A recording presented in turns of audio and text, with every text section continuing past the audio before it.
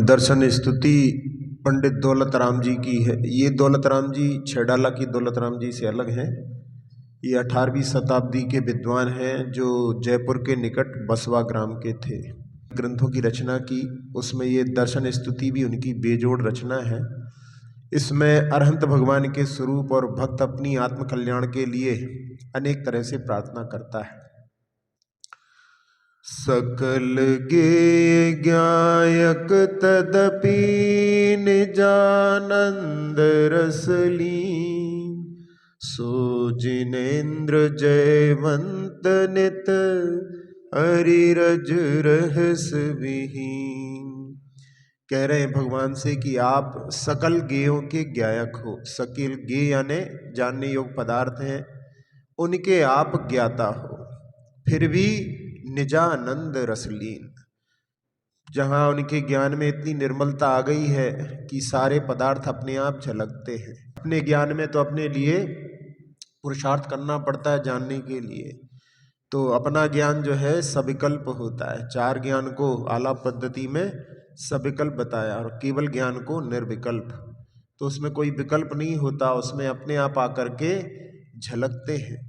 और जहाँ आचार्य कुंद स्वामी ने नियम सार में कि भगवान निश्चय से तो अपनी आत्मा को जानते हैं और व्यवहार से पर को जानते हैं, तो वो समस्त पदार्थों को जानते हुए भी अपने आत्मा के आनंद में लीन है।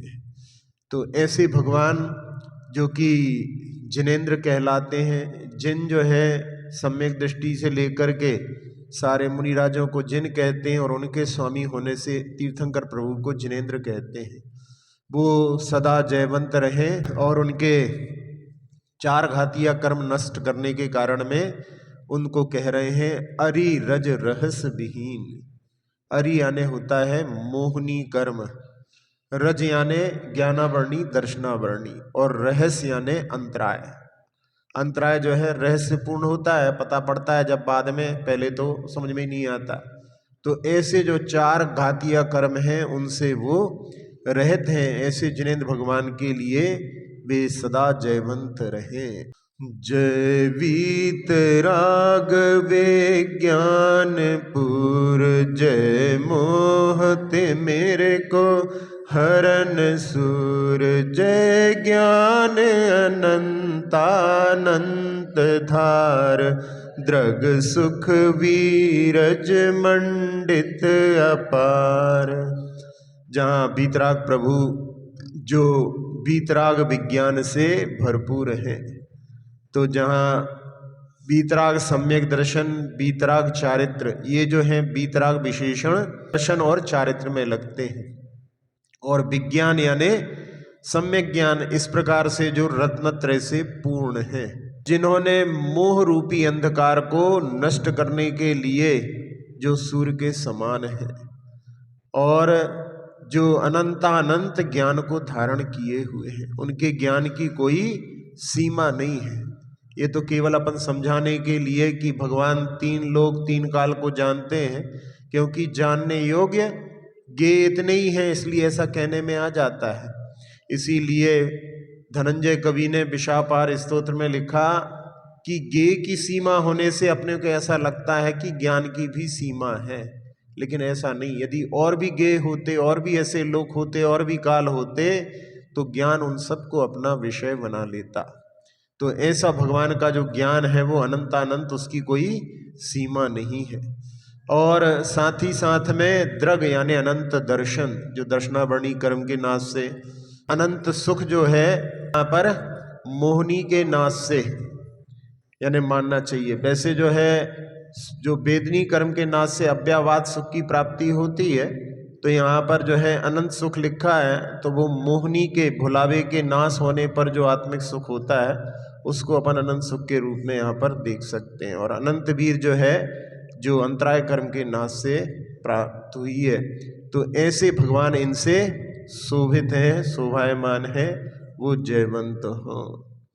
जय परम शांत मुद्रा समेत, भविजन को निज अनुभूति हेत, भवि भागन बच जोगे वशाय, तुम धुनि होए सुनि विभ्रम नसाय। भगवान की जो परम शांत मुद्रा, जिसको देख करके भव्य जनों के लिए अपनी आत्मा की अनुभूति होती है, उसमें अनुभूति का कारण भगवान की मुद्रा है।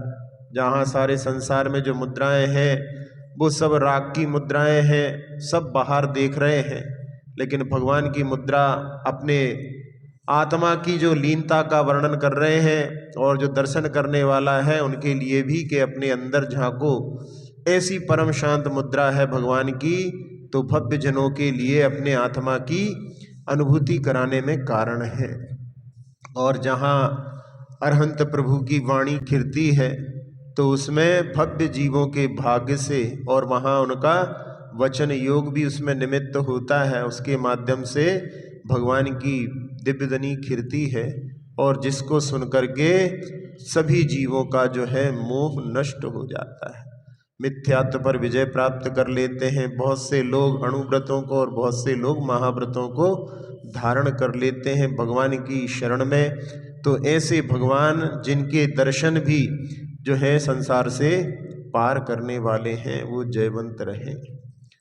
तुम गुण चिंतत निज पर विवेक, प्रगटे बिघटे आपद अनेक। तुम जग भूषण दूषण वियुक्त, सब महिमा युक्त विकल्प मुक्त। कह रहे हैं कि भगवान आपके गुणों का जब चिंतन करते हैं तो हमें स्वपर का भेद ज्ञान प्रकट होता है, क्योंकि आपके गुण जो हैं वो पूर्णता को प्राप्त हैं और हमारे गुण जो हैं कर्मों से लिपटे हुए हैं। तो इसके माध्यम से कर्म जो है हमारे ऊपर हावी है, और उसी के कारण में कर्म नौ कर्म आदि सारी जो चीज़ें हैं उनका भेद ज्ञान आपकी ओर दृष्टि डालने पर हमें प्राप्त होता है। और जब ये भेद ज्ञान होता है तो जहाँ बहुत सारी परेशानियाँ भेद ज्ञान के माध्यम से ही समाप्त हो जाती हैं। जैसे कोई व्यक्ति स्वप्न में वहाँ पर भयानक स्वप्न देखता है तो उसमें भयभीत होता है, लेकिन जैसे ही उसकी नींद खुलती है और वो भयानक स्वप्न समाप्त हो जाता है। ऐसे ही मोह का जो साम्राज्य है वो जब तक रहता है तब तक व्यक्ति दुखी होता है। मोह के साम्राज्य के नष्ट होने पर बहुत सारी जो है परेशानियां अपने आप दूर हो जाती हैं। आप जग के आभूषण स्वरूप हो। बाकी सारे लोग तो अपने अपने घर घर के आभूषण होते हैं, लेकिन भगवान पूरे संसार के आभूषण स्वरूप हैं और समस्त दोषों से रहित हैं।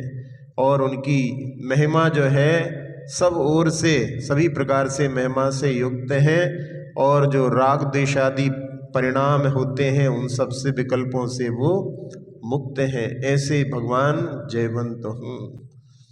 अविरुद्ध शुद्ध चेतन स्वरूप, परमात्म परम पावन अनूप। शुभ अशुभ विभाव अभाव कीन, स्वाभाविक परिणति में अछीन।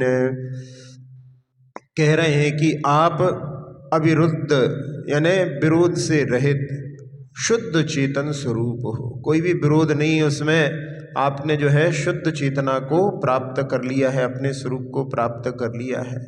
और आप अत्यंत पावन हो, परमात्म रूप हो, और आपके लिए कोई उपमाएं नहीं दी जा सकती। उपमा तो उसको दी जाती है जिनके लिए कोई दूसरा उनके जैसा हो, लेकिन आपके जैसा संसार में कोई नहीं है। इसलिए जैसे इष्टोपदेश में आचार्य पूज्यपाद स्वामी ने कि स्वर्ग की उपमा कैसी दी जाए, स्वर्ग की उपमा यहाँ पर कोई देने लायक नहीं है। तो वहाँ पर उन्होंने नाके नाकऊ कसाम सौख्यम, नाके नाकऊ कसाम एव। तो ऐसे ही जो है वो अनुपम होता है, लेकिन वो भी चूंकि इंद्रिय जनित ही सुख है, तो वहाँ केवल उदाहरण के रूप में कि जैसे उसके लिए कोई उपमा नहीं मिलती, ऐसे ही भगवान के लिए भी कोई दूसरा जो है उपमा के लिए उदाहरण नहीं मिलता। तो जैसे ये अनन्य उपमा अलंकार कहलाता है कि कोई दूसरा उपमा के लिए मिलता नहीं है। जैसे कहते हैं गगनम गगनाकारम सागरम सागरामिव राम रावण योर युद्ध राम रावण योरिव, कि गगन के लिए कोई दूसरी उपमा नहीं है और समुद्र के लिए भी कोई दूसरे तालाब आदि से सरोवर आदि से क्या उपमा दे। इसी प्रकार से राम रावण का जो युद्ध था वो राम रावण का ही था, उसके समान कोई दूसरा नहीं। तो ऐसा ये अनन्य उपमा अलंकार कहलाता है। तो भगवान के लिए कह रहे हैं कि भगवान आपके लिए कोई उपमा नहीं दी जा सकती, और आपने जो शुभ अशुभ दोनों प्रकार के जो विभाव हैं उनका अभाव कर दिया है। जो शुभ कार्य किए जाते हैं वो शुभ भाव होते हैं, जहाँ पापादि कार्य होते हैं वो अशुभ होते हैं, लेकिन दोनों ही ये विभाव हैं। आत्मा का स्वभाव तो ज्ञाता दृष्टा है, पर में कुछ करने के भाव ये सारे विभाव होते हैं। तो ऐसे विभाव को आपने अभाव कर दिया है और आपकी स्वाभाविक परिणति जो ज्ञाता दृष्टा है उससे आप सहित हो और क्षय से रहित हो। आप कभी भी क्षय को प्राप्त नहीं होते। आपकी जो पर्याय है वो हमेशा शुद्ध रूप में ही निकलती रहती है। बाकी सब लोगों की तो पर्याय क्षय को प्राप्त हो जाती हैं, दूसरी पर्याय उत्पन्न हो जाती है, लेकिन आपकी शुद्ध पर्याय हमेशा बनी रहती है। अष्टादश दोष विमुक्त धीर स्वचतुष्टय में राजत गंभीर मुनिगण धरादि सेवत महंत नभ केवल लब्धि रमाधरंत। भगवान से कह रहे हैं कि भगवान आप 18 दोषों से रहित हैं। 18 दोषों में भगवान को भूख नहीं लगती, भगवान के लिए प्यास नहीं लगती। फिर पूजा में क्यों द्रव्य चढ़ाते हैं? वो तो हम अपने मन को लगाने के लिए उनका आलम्बन लेते हैं, भगवान को नैवेद्य आदि समर्पित करते हैं, लेकिन भगवान के भोजन के लिए नहीं, वो तो अपने मन को लगाने के लिए। भगवान को बुढ़ापा भी नहीं आता, भगवान का जन्म भी नहीं होता, तो फिर जन्म जयंती क्यों मनाते हैं? वो तो उनका आखिरी जन्म है, इसलिए कहा जाता है। जन्म तो इंसान का होता है, बाद में भगवत्ता वो प्राप्त करते हैं। चूँकि तीर्थंकर प्रकृति है इसलिए कहने में आ जाता है कि तीर्थंकर का जन्म हुआ। वैसे वास्तव में तीर्थंकर तो वो 13वें गुण स्थान में बनते हैं और उनका मरण भी नहीं होता। मरण हो तो फिर जन्म हो, लेकिन उन्होंने मरण का ही मरण कर दिया है। भगवान को भय भी नहीं होता किसी से, ना अपने किसी अंदर के परिणामिक भावों से और ना बाहर के किसी भावों से। भगवान को आश्चर्य भी नहीं होता। आश्चर्य उसको होता है जिसको पूर्ण ज्ञान नहीं होता, और भगवान के लिए राग द्वेष से भी अतीत है। भगवान को मोह भी नहीं है, भगवान को चिंता भी नहीं है। चिंता भी उसी के लिए होती है जिसको भविष्य के बारे में ज्ञान ना हो। भगवान के लिए 9 कसायों में अरति भाव भी नहीं होता। भगवान सोते भी नहीं हैं, जो सोने वाले होते हैं वो भगवान नहीं होते, और मद नहीं होता। और विस्मय का अर्थ होता है कि उनके लिए जो है विस्मय नहीं होता देख करके कि ये कैसे। वो जिसमें पूर्ण ज्ञान है तो उसमें कोई विस्मय भी नहीं होता, खेद भी नहीं होता। खेद उसको होता है जो अज्ञानता में कोई कार्य कर लेता है, बाद में सोचता है कि अरे हमने ऐसा क्यों कर लिया, तो खेद भी नहीं होता। और भगवान के लिए रोग भी नहीं होते। श्वेतांबर लोग मानते हैं ऐसा कि भगवान को रोग भी होते हैं, क्योंकि भगवान के अभी 4 अघातीय कर्म बाकी हैं, उसमें वेदनी भी है। तो वेदनी के कारण में जहाँ परिचयों में आता है तो वेदनी में वेदनीय शेषाह इतने जो है परिचय होते हैं, तो उसके कारण में, जबकि मोहनी के अभाव में वेदनी कुछ भी करने में समर्थ नहीं होता। तो भगवान को रोग भी नहीं होते और भगवान को पसीना भी नहीं आता और शोक भी नहीं होता। तो ऐसे जो है 18 दोषों से जो रहित हैं, कैसे हैं? अटल हैं, चलायमान नहीं होते। और स्वयं चतुष्टय से सुशोभित हैं। जो उन्होंने अनंत चतुष्टय को प्राप्त किया है उसको उन्होंने उससे शोभायमान है। और जहाँ पर उनकी सेवा में मुनि और गणधर आदि भी वहाँ पर उनकी सेवा में लगे रहते हैं और जो समुद्र के समान गंभीर हैं और साथ साथ में नव केवल लब्धि रूपी लक्ष्मी को धारण किए हुए हैं। जहाँ छायिक भाव होते हैं नौ, तो उसमें छायिक सम्यक, छायिक ज्ञान, छायिक दर्शन, छायिक दान, छायिक लाभ, छायिक भोग, छायिक उपभोग, छायिक वीर और छायिक चारित्र, ऐसे जो है नव केवल लब्धि से जो शोभायमान होते हैं। तुम शासन से अमेय जीव शिव गए जाहि जय है सदी, भव सागर में दुख छार वारि तारण्य को और ना पटारी। दौलतराम जी कह रहे हैं कि हे भगवान, आपके शासन क्या कहलाता है? भगवान का दिव्य ध्वनि। भगवान की दिव्य ध्वनि जब खिलती है तभी से उनका शासन प्रारंभ होता है। 66 दिन तक भगवान की दिव्य ध्वनि नहीं खिली, तब तक पार्श्वनाथ भगवान का ही शासन चलता रहा। तो आपके शासन का सेवा करके, यानी आपकी दिव्य ध्वनि रूपी शासन की सेवा करके, जिनवाणी की पारायण करके, और अमेय जीव, मेय का अर्थ होता है जिनको अपन माप सकें, अमेय यानी जिनको अपन गिन नहीं सकें, अनगिनत जीव, अनंत जीव जो हैं आपके शासन की सेवा करके मोक्ष को प्राप्त हुए हैं। और वो शिव गए और आगे यानी अभी जा भी रहे हैं वर्तमान में, और जे हैं यानी आगे भी जाएंगे। तो भूत भविष्य वर्तमान तीनों में आपके शासन के कारण जीव मुक्ति को प्राप्त होते हैं। तो ऐसा भगवान का शासन, और ये संसार समुद्र कैसा है? जिसमें दुख रूपी खारा पानी भरा हुआ है। इससे निकालने में आपको छोड़ करके और कोई समर्थ नहीं है, क्योंकि सारे ही संसार के प्राणी उस दुख से संतप्त हैं। जब स्वयं ही पीड़ित हैं तो दूसरे को कैसे निकाल सकते हैं? तो केवल आपको छोड़ करके इस संसार में और कोई दूसरा इस भवसागर से पार कराने में समर्थ नहीं है। यह लखी निज दुख गद हरण काज, तुम ही निमित्त कारण इलाज, जाने ताते में शरण आए, उचरो निज दुख जो चिर लहाए।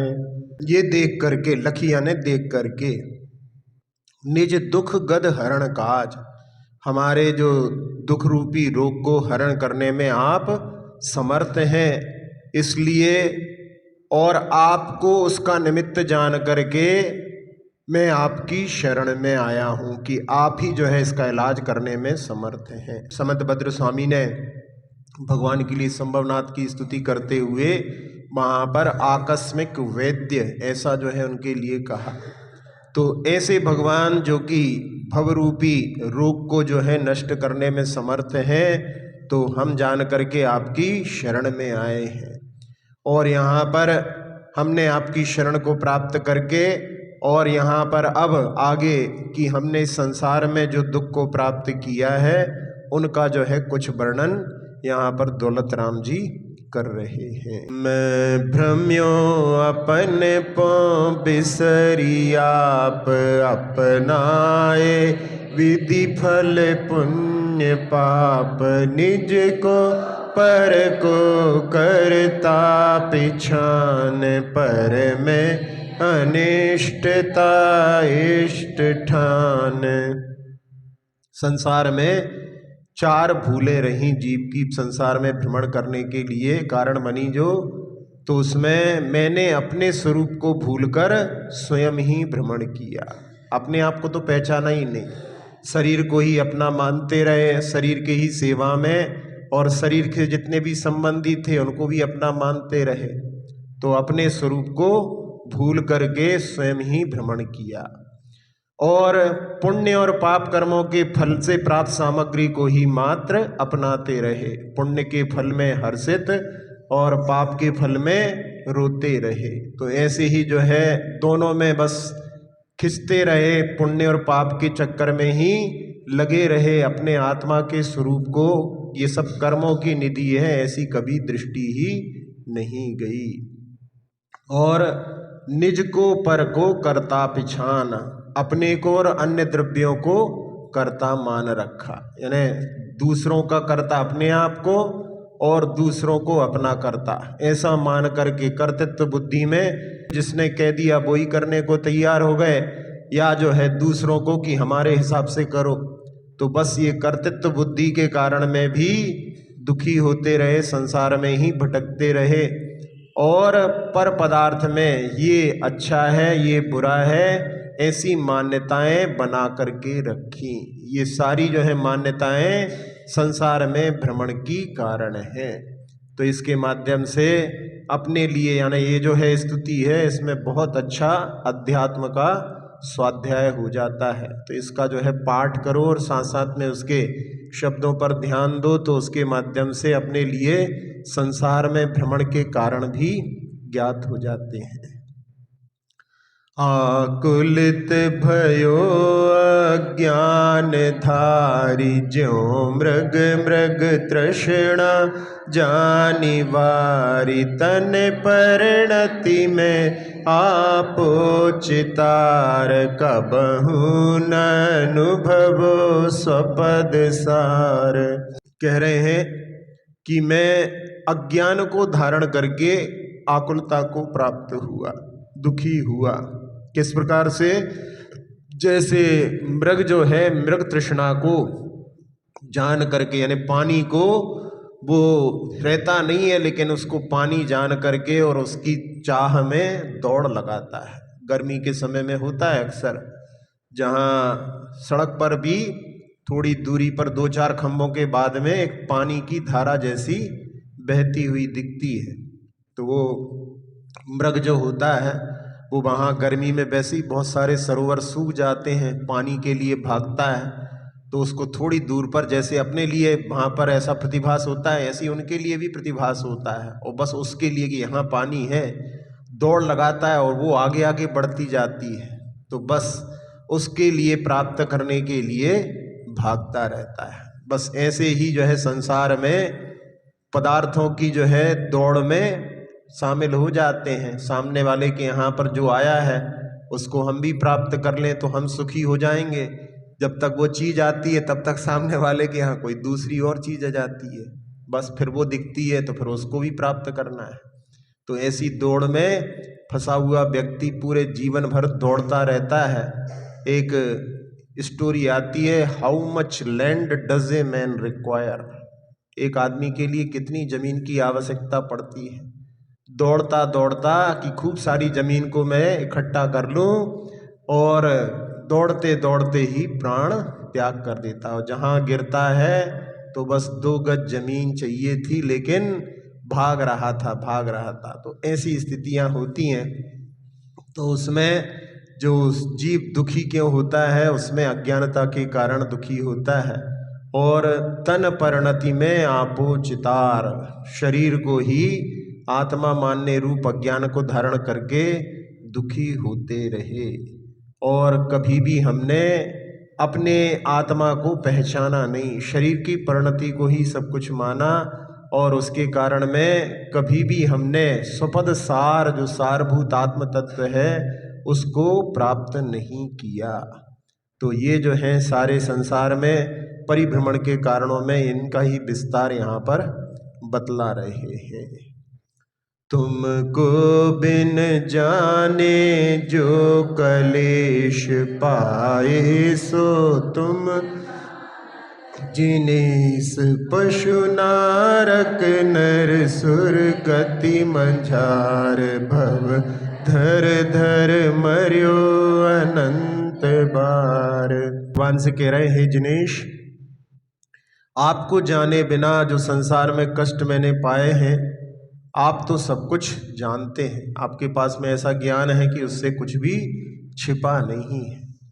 और 4 गति में, जहाँ पशु नारक नरसुर इन 4 गतियों के बीच में बार बार जो है भव धारण करके अनंत बार मैंने मरण को प्राप्त किया है।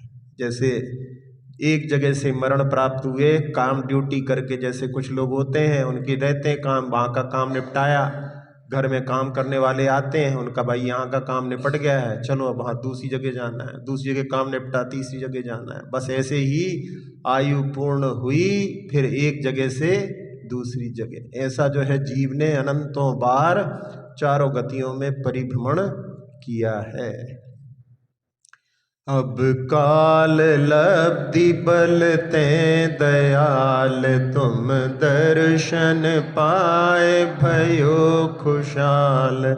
मन शांत भयो मिटी सकल द्वंद, चाख्यो स्वातम रस दुख निकंद।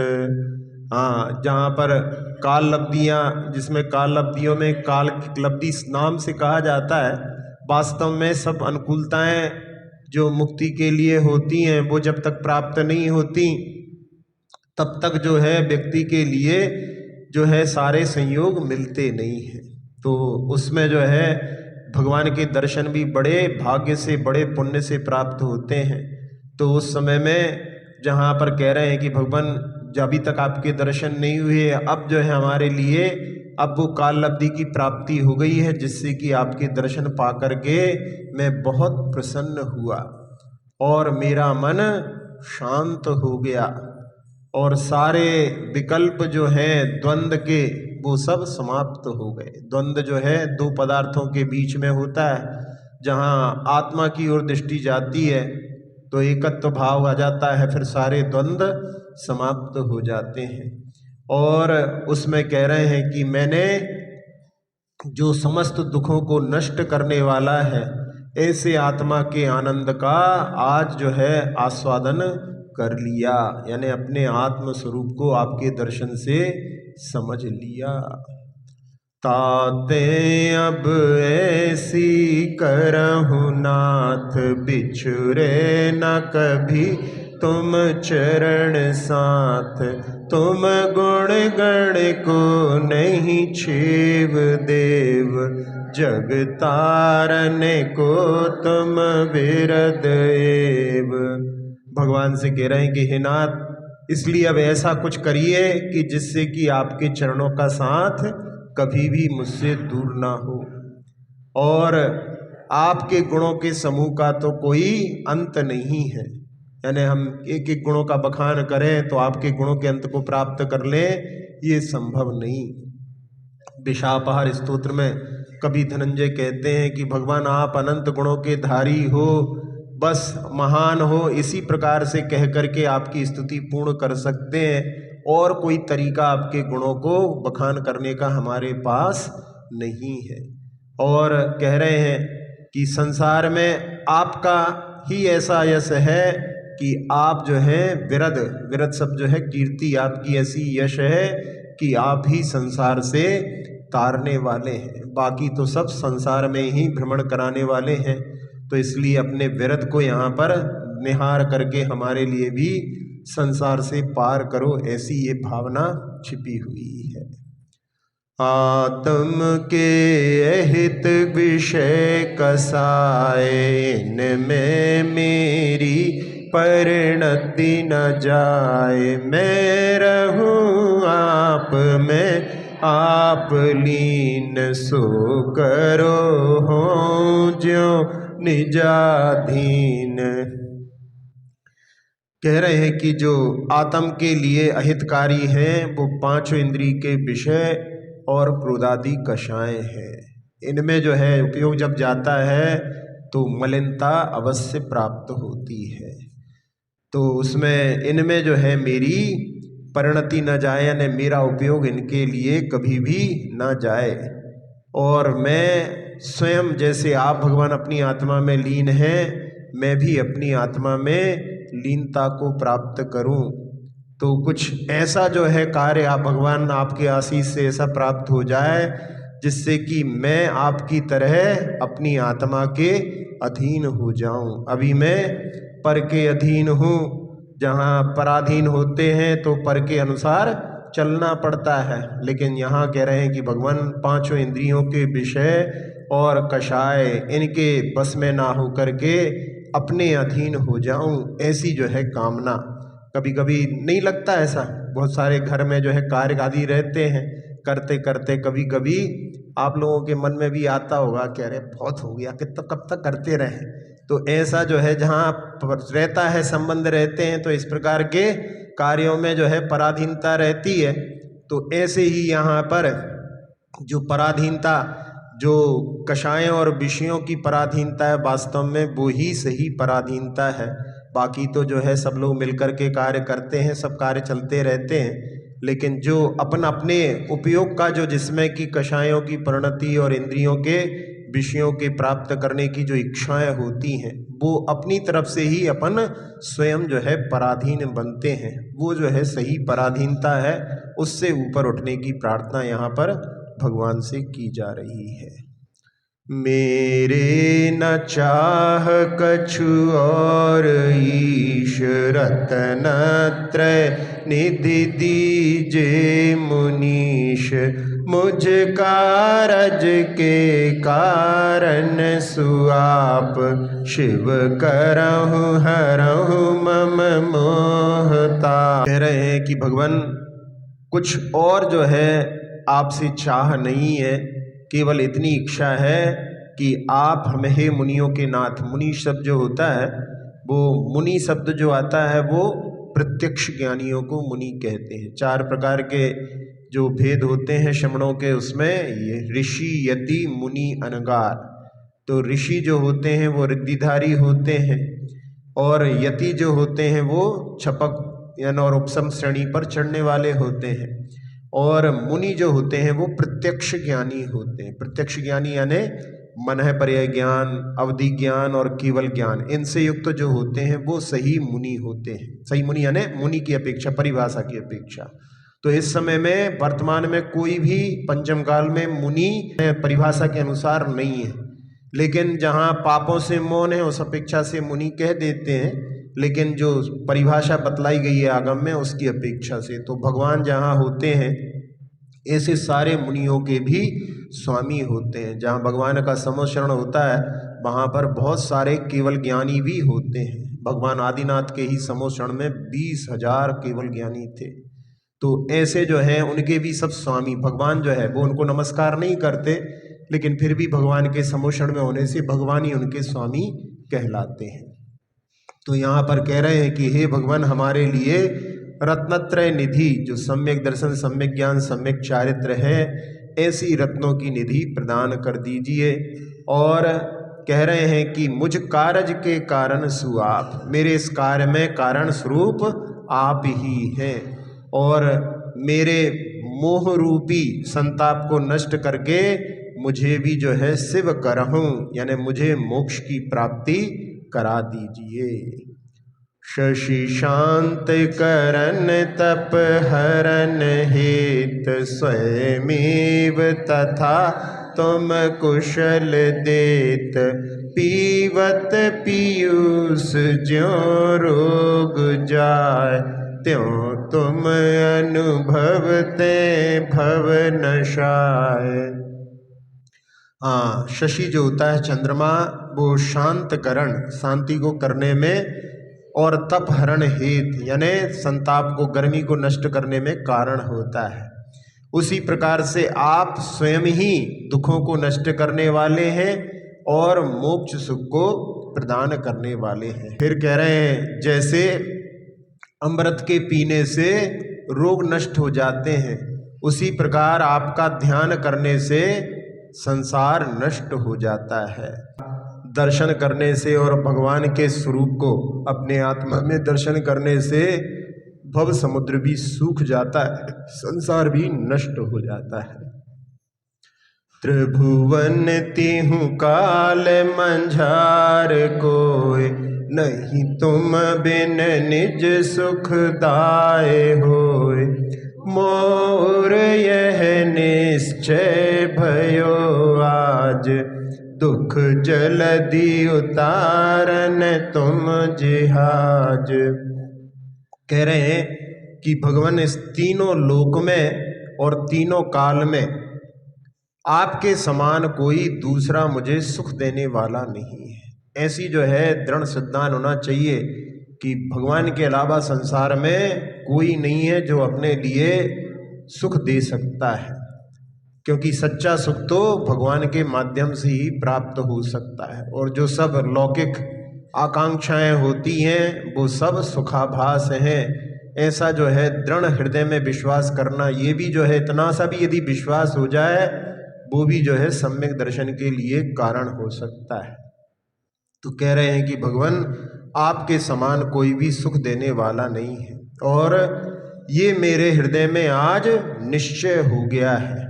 और उसके कारण में कह रहे हैं कि दुख रूपी समुद्र से पार कराने के लिए आप जहाज के समान हैं। आप ही हमें संसार समुद्र जो कि दुखों से भरा हुआ है उससे पार करने में जहाज के समान है। ऐसी जो है दृढ़ सिद्धांत समर्पण भगवान के प्रति यहाँ दौलत राम जी कह रहे हैं। और आखिरी में नाम के साथ में इस स्तुति को पूर्ण कर रहे हैं। तुम गुण गणमणि गणपति गणत न पावहीं पार, दौल स्वल्प मति किम कहे नमः त्रयोग संभार। तो दौलत राम जी इसमें कह रहे हैं कि आप गुण गणमणि यानी आप गुणों के समूह की मणियों के लिए गणधर भी जो है गिनते हुए उसका पार नहीं पा सकते। क्यों नहीं पा सकते? क्योंकि अनंत गुणों को गिनने की सामर्थ्य मन है पर्याय ज्ञान में भी नहीं है। अपना जो मति शुद्ध ज्ञान होता है वो संख्यात तक गिनती ही करने में समर्थ होता है। ख्यात को भी जब बहुत सारे लोग एकत्रित हो जाएं तो सब लोग अलग अलग बताते हैं, भाई 10,000 लोग आए थे, कोई बोलते हैं 15,000 आए थे, तो सब तुक्के मारते रहते, गिनने में कौन समर्थ हो सकता है।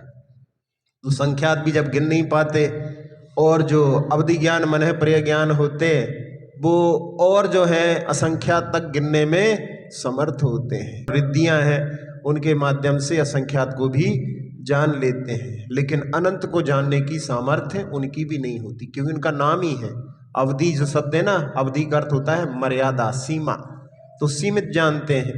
तो इसलिए गणधर स्वामी भी आपके गुणों को गिनने में समर्थ नहीं है।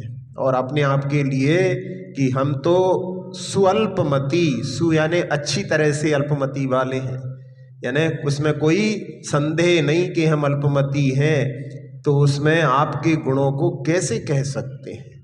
और बस केवल हमारे लिए तो केवल तीनों युगों को संभाल करके यानी मन वचन काया से आपको नमस्कार करते हैं, बस इतनी ही हमारी सामर्थ्य है। तो भक्ति की परिभाषा जो अपने आप को तुच्छ और भगवान को उच्च बनाती है वो ही भक्ति कहलाती है। और जहाँ अहंकार के भाव होते हैं वो भक्ति नहीं आती। जहाँ भगवान के सामने ही बोलो कि भगवान जैसे आप हो वैसे ही हम हैं, तो वो भक्ति के भाव नहीं, वो तो ध्यान के समय में जहाँ कोई बैठा है उस समय में सोहम सोहम आदि करो, वो उसमें कोई बाधा नहीं। लेकिन भगवान के सामने जा कर के तो इसी प्रकार के भाव किए जाते हैं। लेकिन कई कई ऐसी भी जो हैं बनी हैं पूजाएं जिसमें कि इस प्रकार के भाव भगवान की पूजन में भी रखे जाते हैं, लेकिन वो वास्तव में सही भक्ति नहीं है। भक्ति तो अपने आप को छोटा और जो आराध्य हैं उनको सर्वोच्च बताने वाली होती है। अक्षर पद मात्रा से दूषित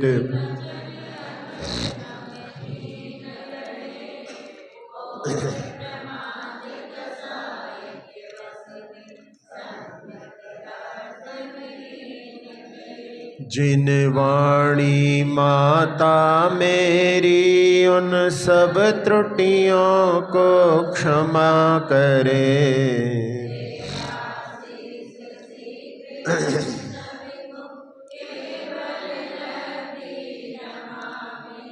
प्राप्त हमें हो बोधि समाधि परिणामों की शुद्धि हो।